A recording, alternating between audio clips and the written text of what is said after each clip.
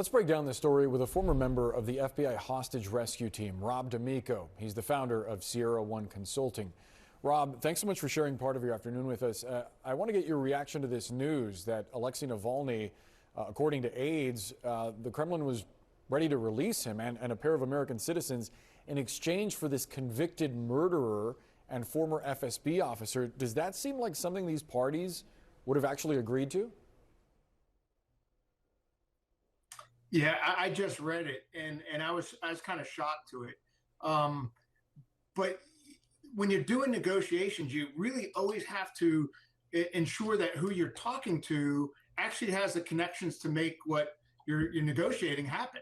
So if whoever we were talking to in this, if it was going on, they may not have had the Kremlin's permission to do this. It may have been something that they were working that they were going to bring up, or if the Kremlin actually kind of gave him the go-ahead, what level did that happen? And did the people holding him actually understand that? And was he sick to a point that he couldn't be brought back if it happened? So a lot of this is going to come out, and right now it's right on the edge. Were the Germans going to release an assassin? Don't know, but that if they were talking about it, you always have to understand what level was that approved at, or what level was it discussed at in the governments. That's a really interesting point. It brings up the scenario that the Kremlin, or at least the parts of the Kremlin that are connecting with Matthew Chance on the story, are actually telling the truth, that at a certain level, a lot of folks didn't know that there was a negotiation going down, if there was. The timing, though, seems significant. A Navalny aide saying that the final stages of the agreement were in place on February 15th. Of course, Navalny died on the 16th, the following day. Does that at all to you make his death seem more suspicious? It does. It does. But when you're dealing with governments that lie and that you may never get the truth, you just don't know. And then the whole misinformation back and forth, it could have been the understanding of one group that the negotiations were further along when they weren't. And that's kind of the problem with these negotiations when they're done covertly, is really getting that word out. Is always one of our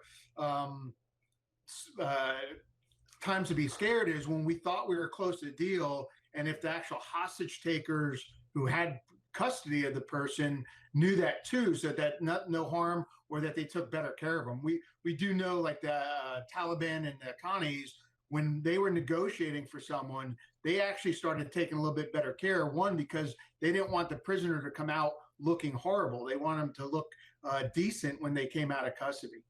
Such an interesting point. Can you walk us through some of the complexity of these negotiations when they're politically charged like this? Because I imagine it would have taken a great deal for someone like Alexei Navalny to be released, being seen as such an enemy of the Kremlin.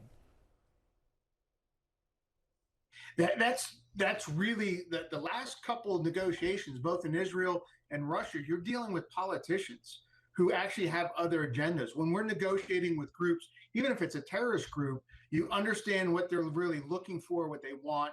You get down to it. Obviously, the family wants them back.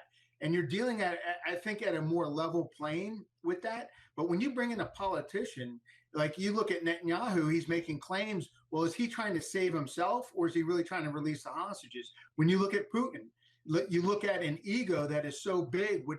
Like you said, would he really let this guy go if he was just so hated by him? So the politician throws a different level in the negotiations, and I think it makes it like 10 times tougher, because you just don't understand what their end point is. When you have straight up negotiations, I think that's basically, you understand what they want, you understand what you want to get out of it.